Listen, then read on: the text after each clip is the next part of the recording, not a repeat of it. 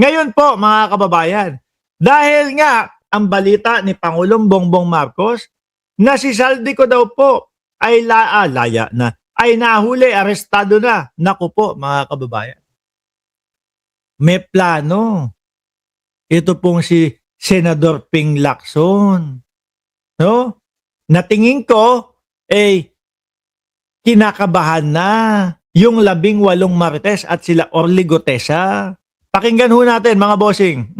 The day is yung pagkakadakip kay Zaldico sa Czech Republic. What does this mean po doon sa Blue Ribbon Committee hearings kung magpapatuloy ito?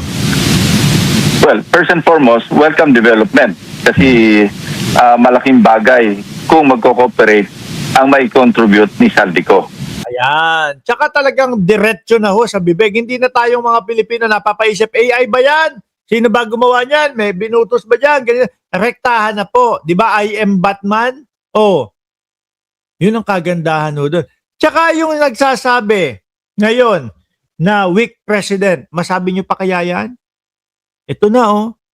Si dating Pangulong Duterte nandoon na. Nang ibang bansa na.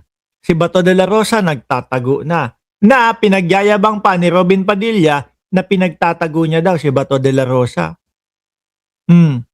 Tapos si Kibuloy ninyo, yung pastor ninyo, wala na din, nasa Oblo. O di ba? Tapos si Atong Ang, tingnan nyo, isa din na huyan na hindi magalaw-galaw dati. Pero ngayon, nagtatago din po. Di po ba? O ngayon, mga kababayan, o eto, arestado. Arestado si Zaldico at malamang ho, malapit nang iuwi yan. Si Roque, malapit na din ho yan, mga kababayan. Di ba? Kaya para po doon sa mga nagsasabi na weak president, pasensya na po. Masakit yung mga nagiging balita ngayon. Pero yun po yung katotohanan. Alam naman natin siya yung tumatayo yung parang arkitekto. Yes. Lalo na doon sa pag-insert at saka pagdalagak ng pondo, pati yung pag-allocate sa particular na sa DPWH. Sabi ni Ariel Salinga, 1 to 3 weeks, nasa Pilipinas na yan. Ako naniniwala ako dyan, Sir Ariel. Now, first, kumpirmado na nandun na siya sa custody ng Czech authorities. So, ang next move is wala tayong extradition treaty sa Czech Republic. Oh. So, ang next move ng mga options na iwan sa atin is, one, through diplomatic channels na ginagawa na siguro ng ating pamahalaan. Makipag-ugnayan yung ating Department of Foreign Affairs through siguro sa embassy natin doon para mapadali yung pag-deport kay Zaldico.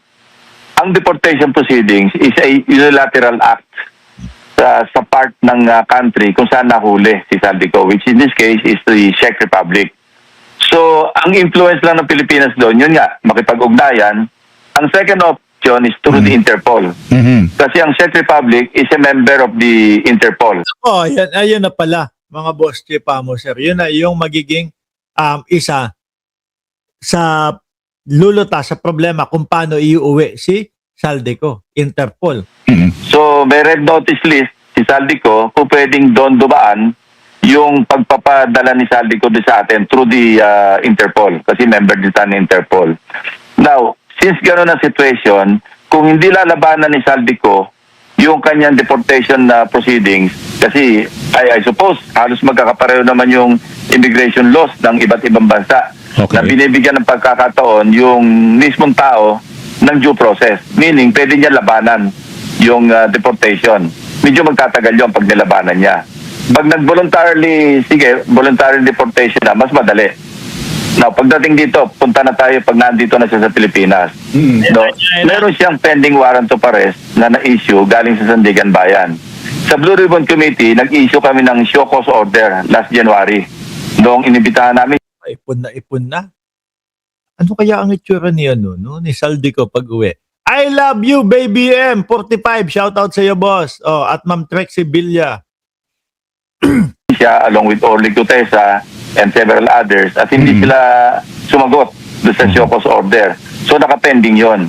Hindi naman namin pwedeng agad-agad issue ng warrant of arrest kasi nga may Supreme Court ruling dyan na kung saan bibigyan ng due process, hindi pwedeng contempt agad, bibigyan mo ng pagkakataon na mag-explain kung bakit hindi nakadalo. So nandun tayo sa ganung situation. Now, pagdating niya rito, at first opportunity, meaning, kasi napagsabi na ako, unless mai-report out ko sa floor, yung parts Naku, siguro ho, no, kung si Saldico at si Harry Roque ay isa ang magiging selda, mga kababa, naku, tuwan-tuwa siguro din si Harry Roque. Maputi din ho itong si si dating Congressman Saldico, mga kababayan Ano? Oh, committee report Yes, sa isa pa yun, isa pamamagitan pa ng yun. 9 signatures. Yes. I-resume ko yung mga hearings. Okay. Until that time, pinasuspend ko yung mga hearings. Okay. So, assuming na makakuha ko ng 5 signatures at ito'y na-file na sa Bills and Index at na-report out, i-sponsor ko, pwede ako mag-resume na ng hearings. At sa gano'n, magtuloy-tuloy na yung flow. tapos ipatawag yung 18 marites, no? Tapos hagilapin naman itong si si Orly Gutesa. Pagsabay-sabay sila doon. Ang tanong, magtugma-tugma ho kaya ang kanilang mga sasabihin? Magtugma-tugma ho kaya ang kanilang mga salaysay, mga kababayan? Kailangan paghandaan ng 18 marites yan. Di ba? Tsaka hindi na uubra yung puro si Baligod ang nagsasalita. Ano ho? Parang si Baligod lang ang nakakaalam pero yung 18 marites parang walang alam bakit hindi na lang si Baligod na lang mismo talaga? Gumagamit kasi sila ng mga Marines o gumagamit sila ng mga ex na mga sundalo para papaniwalain ang mamamayang Pilipino na tignan mo, pati yung mga kasundaluhan, tinatalikuran na si Bongbong Marcos. Pero malaman-laman mo sa mga balita, eto pala, yung iba pala sa 18 marites merong mga kaso. Bro, tawag doon? Napangakuan, sama ka sa amin, gagawin, no? Doon, sisiraan si Bongbong Marcos, no? Ano naman magiging benepisyo natin dyan? Di ba may kaso ka? Kapag ka napatanggal natin si Bongbong Marcos, yung kaso mo, wala na. Pag si Inday Sara Duterte ang nakaupo, okay na yan. No? Marami pong umaasa, ha? Na mga tao kagaya nila Roque, nila Tebes, yan din, yung mga 18 marites. Si Saldico din, Marami hong umaasa na matanggal si Bongbong Marcos para pag-upo ng vice-presidente, kung siya man ay papalit sa presidente, absuelto silang lahat. Yan ho ang nakikita natin dyan. Sasagot kaya si Saldico? Ma'am Annalyn, ang nakikita ko po na gagawin ni Saldico dito, yung sasabihin niya na butik na English kasi. No? I have the rights to remain silent na lang, yun na lang. Mahirap po kasi yung isa, mga kababayan. Mahirap po yung isa I have the right to remain silent. Okay na po yun, no? Sabi ni Romeo Barcebal, wag ka, Boss Mark, badidap daw. Siya, di ba? Sino?